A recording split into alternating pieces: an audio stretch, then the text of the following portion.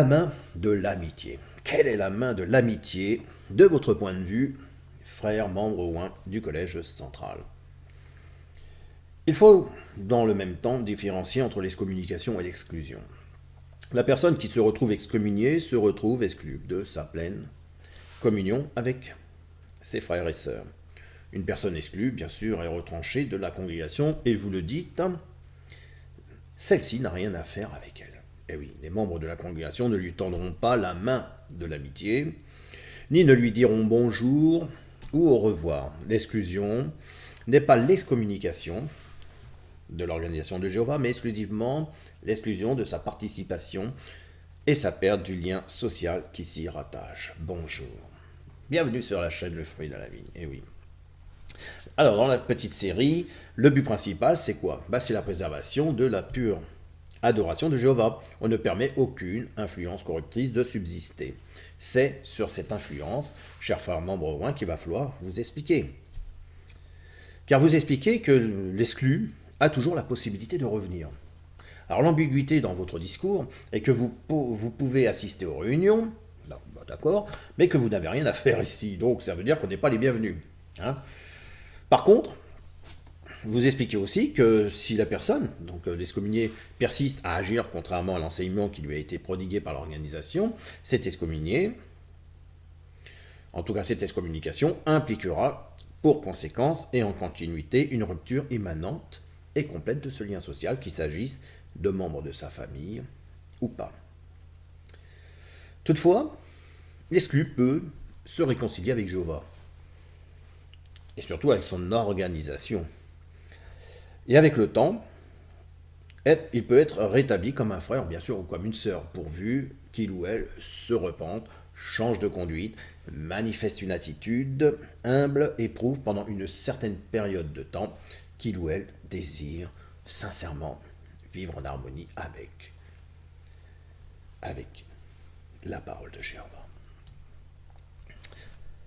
Néanmoins, alors ça c'est important, néanmoins après son rétablissement, sa position ne sera jamais plus comme avant, ne sera plus tout à fait la même. Il a perdu quelque chose de précieux. Et oui, au regard aussi bien de l'organisation que de ses frères et sœurs, il a perdu la confiance. Et on ne peut plus lui confier la surveillance de la congrégation.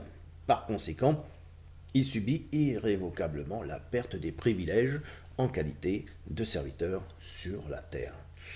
Alors là, c'est ce que nous verrons dans le millénium. N'est-ce pas? De même aujourd'hui, les serviteurs excommuniés de l'organisation visible de Jéhovah sont à jamais incapables, vous dites bien incapables, de retrouver une position de surveillance au sein du peuple de Jéhovah. Si une personne rétablie conduit des études bibliques avec un groupe isolé, et que ce groupe, bien sûr, est ensuite organisé en congrégation, c'est un autre frère, vous dites, bien sûr, celui-ci sera voué, qui sera désigné comme serviteur. Néanmoins, jusqu'à ce que la congrégation soit formée et ait besoin de serviteurs, elle peut continuer à conduire des études avec le groupe puisqu'elle peut participer au chant et à la bonne nouvelle du royaume. Est-ce là la main de l'amitié? La personne qui, pour moi, conduit l'étude, puisqu'il a été réintégré, j'ai bien l'impression qu'il s'est voué à ce moment-là pour le faire. Donc ça veut dire que cette personne, on va l'utiliser, hop, puis après, à un moment donné, on te met de côté, puis on va mettre un autre frère. D'accord. Je ne pense pas que Jéhovah le pense ainsi, mais bon. Alors, c'est sur le passage, moi, selon l'évangile de Matthieu, chapitre 18, versets 15 à 17, que l'on va écouter. De plus, si ton frère commet un péché, va exposer sa faute entre toi et lui seul. S'il t'écoute, tu as gagné ton frère. Mais s'il n'écoute pas, prends avec toi une ou deux autres personnes, pour que sur le dire de 2 ou 3 témoins toute affaire soit établie. S'il ne les écoute pas, parle à la congrégation. S'il n'écoute pas non plus la congrégation, qu'il soit pour toi comme un homme des nations et comme un collecteur d'impôts.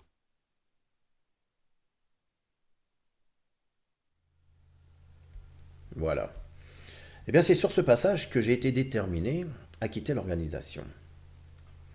Mon choix, bien que difficile, ne se trouve moins, on va dire bien moins difficile que celui dont les parents, la famille, les amis sont tous témoins de Jéhovah.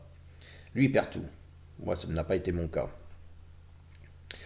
Ce qui m'a déterminé ça, c'est je remercie un ancien et je remercie une sœur. Cette sœur, c'est vrai qu'elle a été connue pour sa médisance, hein. Elle s'était plainte, comme je l'avais dit dans une des vidéos, hein, elle s'était plainte à un ancien comme quoi je chahutais avec mon fils pendant la réunion. Après lecture de cette écriture, cet ancien, qu'est-ce qu'il aurait dû faire? Il aurait dû se sentir à l'aise, hein. En tout cas, cet ancien aurait dû de lui dire à cette personne, hein, qui était timide mais pas timide pour rapporter l'affaire, il aurait dû lui dire, écoute, ben, va voir Luc et parle de Dieu. Sens-toi à l'aise, hein. Comme ça aurait évité de ternir mon image. Ou alors, il aurait pu directement venir me voir et puis me dire, écoute Luc, tu as un problème avec cette sœur, va à sa rencontre et trouver une réconciliation. Bah non, non. Il est venu et il me reprend comme ça, devant une partie de l'assemblée. À ce moment-là, moi je maîtrisais quand même un petit peu cette écriture-là, ce passage biblique. Hein, puisque c'est quand même un passage important pour nous les croyants, puisque c'est, je crois, important dans le fait que c'est un message clé. Donc il m'explique, en m'expliquant que la soirée du royaume n'était pas un jeu, mais une salle d'études. Oh, c'est vrai, ça je le savais pas, dis donc. Donc je lui dis, mais est-ce que tu m'as vu en train de m'amuser? Il me dit, non, c'est sur un tel qui me l'a dit. Ok, bah c'est vrai que les frères et sœurs qui étaient autour de moi, ils étaient dans l'étonnement. Surtout ma femme. La réunion, c'était à la fin de la réunion, elle s'est terminée, nous on s'en va. Et de retour dans la voiture, bah, la sœur qu'on ramenait, parce que c'est vrai que je faisais taxi à l'époque, hein, j'étais le taxi. De toute manière, ça, on n'oubliait pas de me parler, de me dire bonjour, au revoir pour faire le taxi. Après on vous oublie, hein. Quand les gens vous avaient servi de taxi, puis que, bon, c'était mon cas, bref. On va pas revenir là-dessus. Et donc elle a été choquée, elle me dit, mais je comprends pas pourquoi le frère est à parler comme ça et tout. Moi, j'ai rien dit, moi je suis resté calme, je me suis dit, oh, hein, je suis resté calme. Ben oui, je suis resté calme. J'en veux pas au frère. D'ailleurs, je le remercie puisque c'est ce qui m'a permis d'appuyer un petit peu plus sur l'étude, hein, et de mieux comprendre.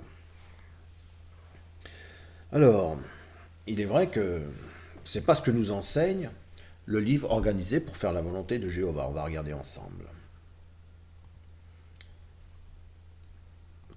C'est où ça? Hop, voilà.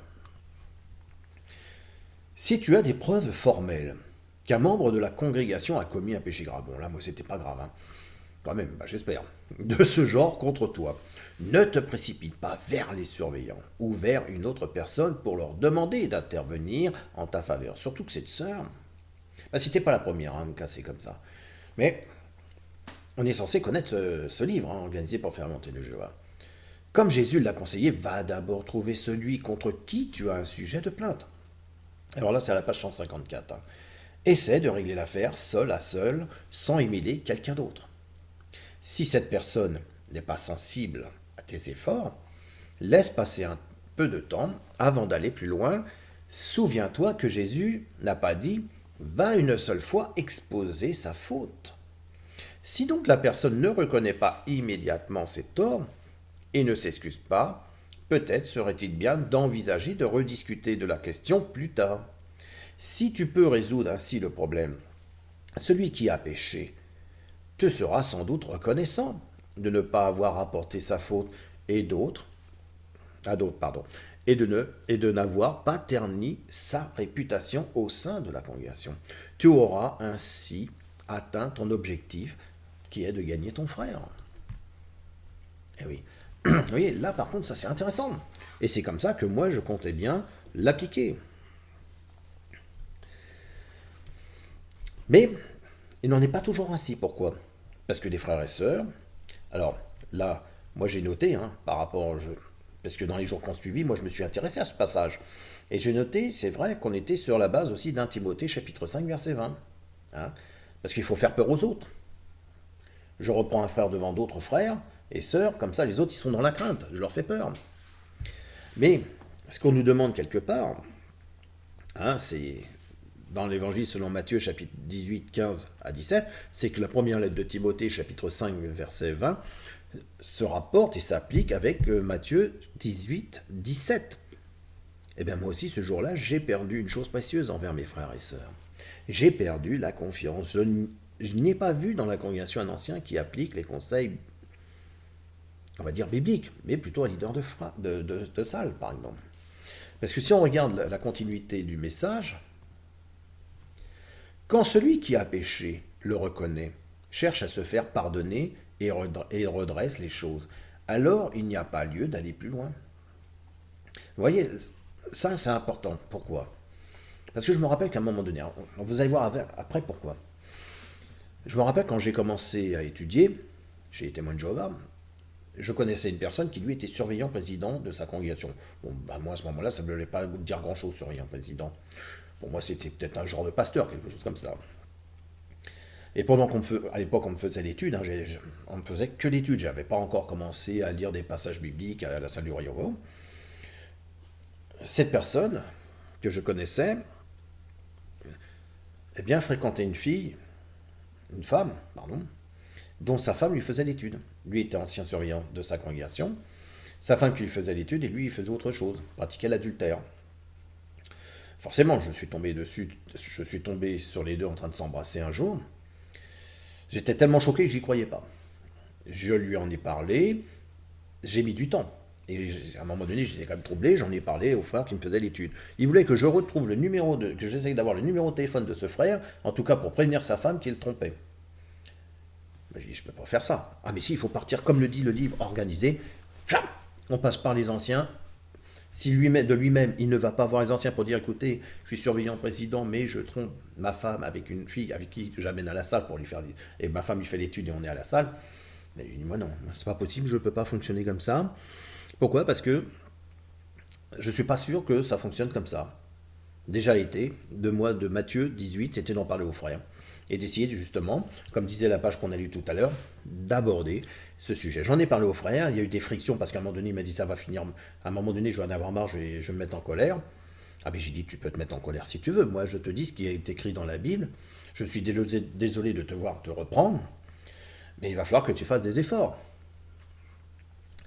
Et c'est vrai que du temps est passé, des jours, peut-être 1, 2, 3 semaines. Et à un moment donné, j'en ai parlé à 2 autres femmes, d'autres témoins de Jéhovah, qui l'ont invité à déjeuner, ils en ont discuté, bien discuté, et les choses ont fini par s'arranger. Ça a mis du temps, ça a mis du temps quand même. Puis il a fini par se séparer de cette personne. Bon, forcément, elle a quitté l'organisation des témoins de Jéhovah, elle n'étudie plus, puis elle, comme elle a dit, j'ai discuté avec, elle m'a dit, moi, les témoins de Jéhovah, ils sont comme les autres, ça fait du pipeau, et puis à droite, à gauche, c'est bon. Ils sont comme les gens du monde, voire pire, parce qu'eux, ils cachent leur jeu. J'en ai pas tenu rigueur, parce que bon, j'ai laissé passer, et un jour, le frère, il a fini par venir me voir, et puis il m'a remercié d'être intervenu, parce qu'effectivement, il aurait vu sa vie gâchée. Alors, il est toujours un surveillant président de sa congrégation, je pense que maintenant, j'ai pas envie de ternir son image, puisque ça peut arriver. Alors vous allez me dire, oui, mais t'as pas suivi ce que l'organisation l'a dit. Oui, non, mais j'ai suivi ce que la Bible me demande. C'est différent. Pourquoi? Parce que regardez, si on se fixe sur ce que dit l'organisation, voilà, voilà, cela montre donc que même s'ils sont graves, donc là on parle des péchés, on va redire, quand celui qui a le péché, quand celui qui a le péché le reconnaît, cherche à se faire pardonner et redresse les choses, alors il n'y a plus lieu d'aller plus loin. Moi, c'est ce qui s'est passé avec ce frère. Cela montre que, même s'ils sont graves, les péchés dont il est question ici se limitent à ceux qui peuvent être réglés par les individus concernés. Pour moi, c'est ce qui a été clair, c'est ce que j'ai fait. Alors là, par contre, ils disent, il ne s'agit pas de péchés tels que la fornication, l'adultère, l'homosexualité, le blasphème, l'apostasie, l'idolâtrie et d'autres péchés tout aussi graves. En effet, pour ce genre de péché, il faut plus que le pardon de la victime. Il faut plus que le pardon de la victime. Ah, tu t'as pardonné, t'es revenu dans le bon chemin. Ça suffira pas, frère. À genoux, là, à genoux. Allonge-toi, là. Allez, embrasse les godasses, là. Embrasse les godasses. Allez, embrasse et Goda, je te dis. Mais non, faut arrêter. Pour ce genre de péché, il faut plus que le pardon de la victime. Puisque la pureté spirituelle et morale de la congrégation est menacée. Mais là, elle n'est plus menacée. Là, elle n'était plus menacée. Elle a été menacée, mais elle ne l'était plus puisque le problème était réglé. Vous voyez, moi, avec le frère, il était réglé. Il n'y avait plus raison qu'elle soit menacée. Eh oui. Jéhovah, pour moi, comment dire, Jéhovah, il sait trouver la personne qu'il faut. Tiens, toi, t'as un frère qui fait ça, ben, j'ai un frère qui est dans le coin, il va s'occuper de ton problème, ou la sœur, ou ainsi de suite. Pourquoi ne pas faire confiance à Jéhovah? Eh oui. Et donc, qu'est-ce qu'il est écrit? Eh bien, puisque la pureté spirituelle et morale de la congrégation est menacée, de tels problèmes doivent être rapportés aux anciens pour qu'ils interviennent. Maîtresse, j'ai vu un tel faire ci, j'ai vu un tel faire ça. Monsieur, oui, lui, il a dit ci, il a dit ça. Non, mais qu'est-ce que c'est que ça? Vous savez, j'en ai vu, et je pense que vous, frères, ex-témoins de Jéhovah, ou comme même vous, témoins de Jéhovah, il y a des choses que l'on voit, mais on ne peut pas tout dire. Il faut quand même... Il y a des choses, il faut faire attention. Parce que, d'ailleurs, je remarque aussi, là, regardez bien. Regardez bien, est-ce qu'il y a quelque chose qui ne vous choque pas? Il ne s'agit pas de péchés tels que la fornication, l'adultère, l'homosexualité, le blasphème, l'apostasie, l'idolâtrie et d'autres péchés tout aussi graves. Ils sont où les autres péchés notés? Pourquoi je n'ai pas lu et la pédophilie? Pourquoi on ne parle pas de pédophilie à ce moment-là? Ça serait intéressant. Dans le livre organisé, parce qu'on en parle dans les tours de garde, on en parle, mais là j'aurais voulu que dans le livre organisé, si tu vois un frère avec un petit enfant faire peut-être des choses que tu surprends, va voir le frère et tu es en train de faire quoi là? Hein? Tu es en train de faire quoi toi? Alors, bref. Donc, généralement, les instructions, oui, les instructions du collège central, chers frères et sœurs, dans le livre organisé pour faire la volonté, est de passer directement à la dernière étape. On dénonce. Eh oui, ça c'est clair, c'est net. Hein. Ça veut dire qu'il contourne, en tout cas vous contournez votre propre doctrine. Alors aujourd'hui ma position elle est simple, elle n'est pas toujours comprise, mais elle est simple. Je ne suis pas contre l'organisation et je ne suis pas pour l'organisation. Mais je défends la théologie, la doctrine de Jéhovah, car j'aime Jéhovah et je sais que son nom lui a été donné et qu'il nous fait devenir. Alors il peut être Jéhovah, Hachem, vous pouvez l'appeler Jésus. Pour certains le veulent. Mais j'aime Dieu. Voilà. Donc, que dire? Eh oui. C'est le nom qui lui a été donné, bon, pour justement, et je voudrais justement montrer que les frères et sœurs savent très bien ce qu'est le message de Jéhovah. Ils le savent. Mais vous le tronquez. Eh oui. Alors quand j'entends par tronquer, c'est-à-dire que vous réajustez le texte à votre idée. Comme pour la dénonciation, comme l'on vient de voir, par exemple. Maintenant, l'excommunication n'est pas une notion univoque, née, par exemple, de la discipline pénitentielle, mais d'une analyse juridique. La revendication, bien sûr, vous en faites, frères du Collège central, est matière à analyse juridique. Car le passage massif des problématiques, retrouvé du religieux au champ de la régulation jurisprudentielle, oui, marque un passage de la garantie de la liberté religieuse à la réclamation d'une identité collective. Et celle-ci est d'appartenir à la communauté, bien sûr, des témoins de Jéhovah. Donc par le rejet d'un arbitrage religieux dans les conflits familiaux dont vous participez, qui me semble donc profane pour le coup et pas religieux, ce n'est pas la possibilité d'existence de normes et de justice religieuse qui est rejetée, mais bien la nature présumée de la norme du collège central, donc de vous-même, de vos propres normes, frères et sœurs. Frères, puisque... et c'est bien la conception du bien qu'elle véhicule, entre autres, avec la coupure du lien social. Donc, frères et sœurs du collège central, avez-vous rendu ce qui appartient à Dieu, et à César, Vous pourriez me dire à qui appartient la faute, mais ça, nous allons le voir dans la prochaine vidéo. En attendant, je vous dis, prenez soin de vous, et à la prochaine. Au revoir.